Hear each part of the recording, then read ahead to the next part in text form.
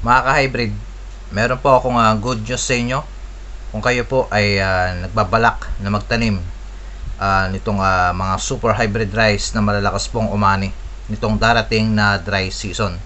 So, tatlo pong hybrid rice na aki pong isi-share sa inyo sa ating mga ka-hybrid, mga ka-farmers, sa mga nahihirapan pong gumamit ng protocol.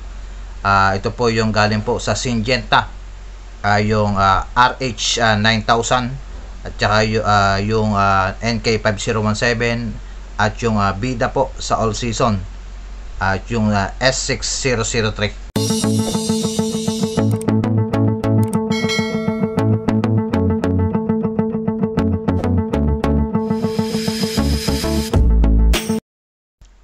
Magandang araw mga ka-hybrid, Lakboy Farm Vlog nagbabalik muli sa aking YouTube channel. At kung bago ka lang sa aking YouTube channel, huwag mo kalimutan mag-subscribe, pakihit na rin po ang notification bell para lagi kang updated sa mga bagong uploads at mga videos natin. So for today's video mga ka-hybrid ay i-reveal natin yung protocol. Ito po yung galing po sa Syngenta. Ito po yung tatlong malalakas pong umani. Yan po mga ka-hybrid. Ito po yung RH 9000. Kung kayo po ay nakapag-try ng RH 9000 o hindi pa, so ito po yung para po sa inyo, no? NK 5017, yan po yung mga naka-experience na po ng NK. Yan po. At yung S6003 natin mga ka-hybrid, to bida to all season. So kaya po ito yung sinasuggest ko at isi-share natin sa ating mga ka-farmers. Yung protocol, kasi ito po yung masarap ang bigas. Masarap po yung kanin, malambot, mabango. So para po itong yung pioneering Derby hybrid rice na PHB 85. So parang hindi sila nagkakalintulad. So natikman ko na po yung PHB 85. So masarap po siya. So itong S6003 NK at RH. So hindi po sila nagkakalayo, no. So maganda po yung quality ng yung eating quality po ng ganitong tatlong hybrid rice na to ay talagang hindi ka magsisisi mga ka-hybrid. So kaya ako po ito sinasuggest niyo itanim nitong darating na dry season na nire-recommend ko po sa inyo. Para po ay matest nyo rin po yung kanyang bigas, eating quality, at ma-experience nyo rin po mga kaibigan. So, hindi lang po sa eating quality, ay talaga po ito ay malakas pong umani mga kaibigan. So, kikita ka na at matitikman mo pa yung klase ng bigas. Itong ganitong klaseng tatlong hybrid rice na malalakas pong umani na galing po sa Syngenta. So, dalawa po yung gagamitin natin na protocol dito, no, mga ka-hybrid. So, kaya ako po sinabing dalawang klaseng protocol. Yung option natin para po sa ating mga kaalaman, sa ating mga ka-hybrid, mga ka-farmers, ay yung unang-una kasi na gagamitin natin protocol, kung kayo po ay gumamit ng, kung kayo po ay nakagamit na ng MOET, yan po mga ka-hybrid, yung MOET, yung -1 element test, yan, at saka po yung soil analysis. Yan po, itong dalawang klase na to, kung kayo po ay nag-gather o nag-conduct ng ganitong klaseng test, ay ito po yung i-reveal natin dito sa ating YouTube channel, yung ating protocol.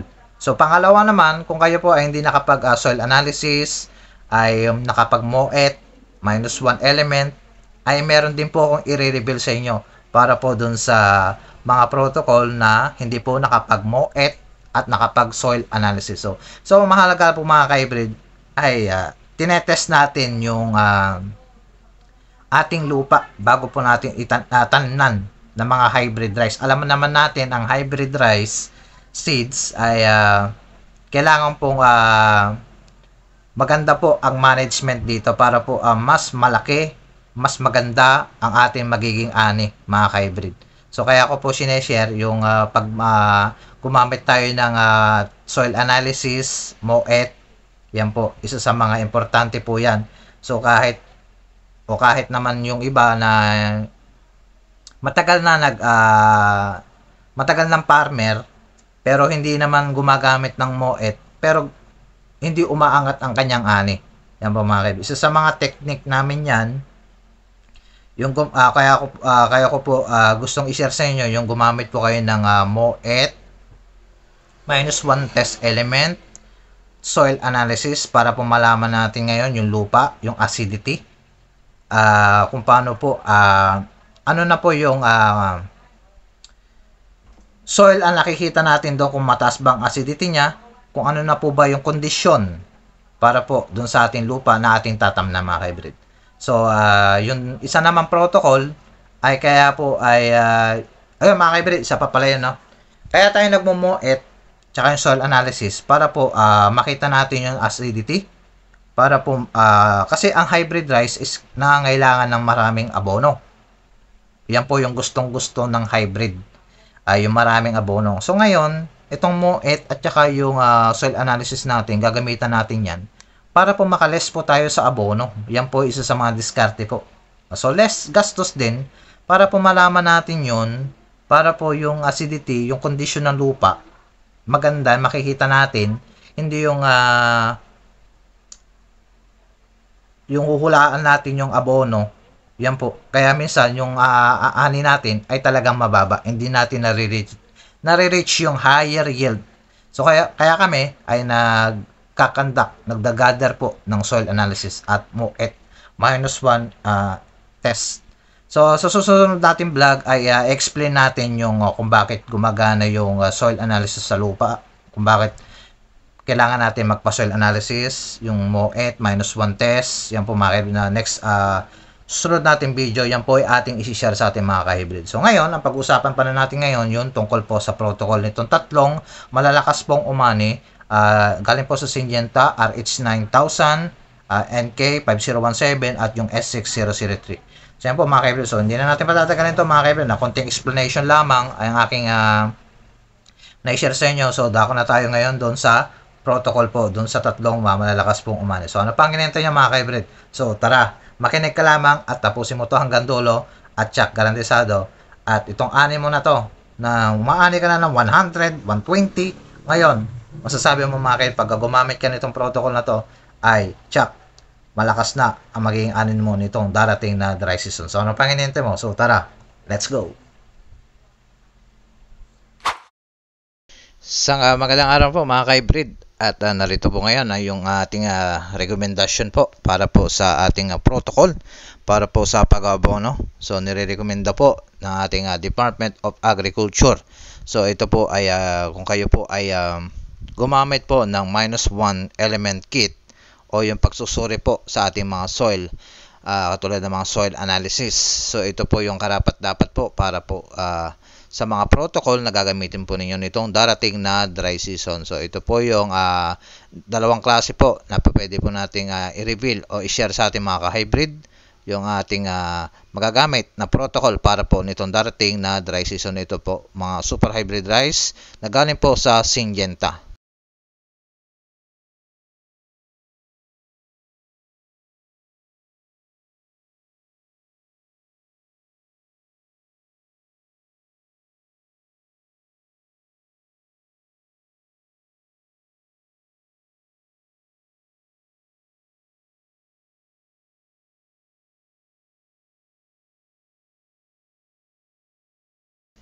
So para po sa mga hindi pa po nakapag-MOET soil analysis, so narito po yung ating second option para po sa ating protocol para po sa pag-abono.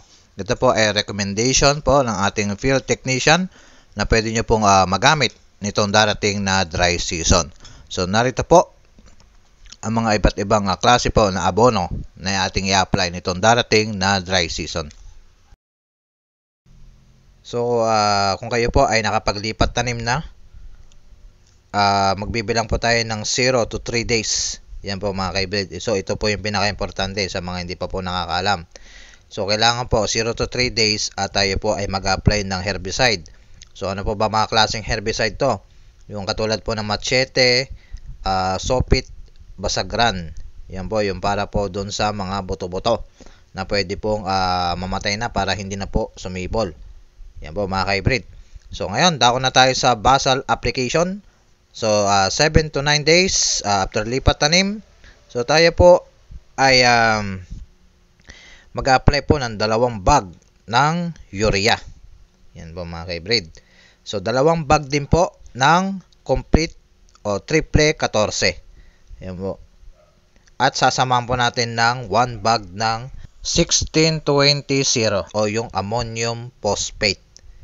Yan po yun sa basal application. So ulitin ko po. Basal application, between to 7 to 9 days, tayo po ay mag-apply ng 2 bag ng urea, 2 bag ng complete 14, at 1 bag ng 1620 ammonium phosphate. Ngayon, kung nakapagbasal na kayo, ngayon dako na tayo ngayon doon sa application ng foliar. Yan po mga ka-hybrid. So, kung kayo po ay gagamit ng fish amino acid, so after lipat tanim, so 10 days po ang interval. So, pagdating po ng 10 days, tayo po ay mag-apply ng fish amino acid. Yan po mga ka-hybrid. At pagdating naman po sa day 13 to 15, kung mayroon pa po kayo nakikitang damo, so tayo po ay magsusundot po uli ng herbicide na ating i-spray na katulad po ng Novlec Neo EC 1 liter po mga ka-hybrid.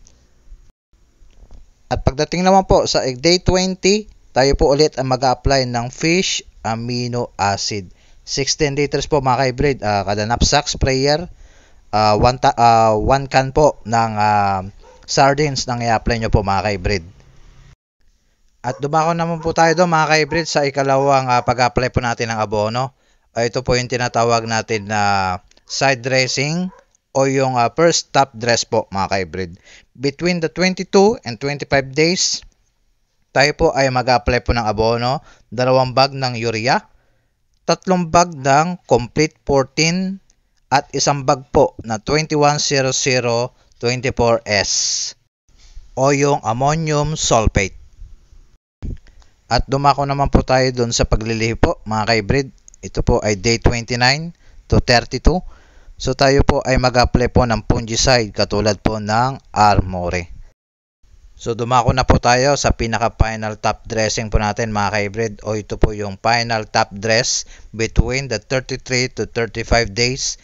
Tayo po ay mag-apply po ng abono, 1 bag lamang po ng complete, at sasamahan po natin ng 1 bag ng 17017 or 1 bag ng 0060 o yung muriate o potassium. Mamimili po kayo doon na i-mix para po sa, so haliman po sa dalawa na yan, sa 17017 potassium nitrate o yung muriate o potash, alin po sa dalawa na yan na pwede nyo pong ihalo po dito sa complete.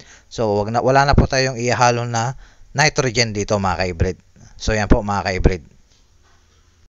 At yung pinakahuli mga ka-hybrid, at tayo po ay mag-apply uli ng Armore. So between po the 52 days to 55 days, tayo po ay mag-apply ng Armore para po sa maganda at mapintog na bunga ng ating palay no mga ka-hybrid. So yan lang po mga ka-hybrid, ang muntikong tip at share sa ating mga ka-hybrid, mga ka-farmers po natin itong darating na dry season. So kayo po ay nahihirapan kung ano pong gagamitin na protocol. So ito po yung aking may sasuggest, may share sa inyo na magagamit po na protocol na pag-apply po ng fertilizer para po sa inyong area. Ito po ay good for 1 hectare para po sa mga may 1 hectare po dyan. Ito po yung swak na swak po para po sa inyo. So ayan lang po mga ka-hybrid. Sana po nabigyan ko po kayo ng mga tip. Don't forget, subscribe to my YouTube channel. Share na rin po mga ka-hybrid at click the notification bell para lagi po kayong updated sa mga bagong uploads at mga videos natin. So thank you for watching. Ingat po tayo at God bless.